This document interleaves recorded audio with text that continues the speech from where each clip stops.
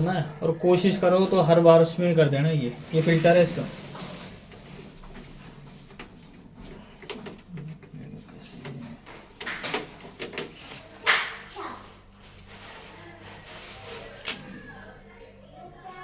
यहाँ गंदगी आ जाएगी सारी।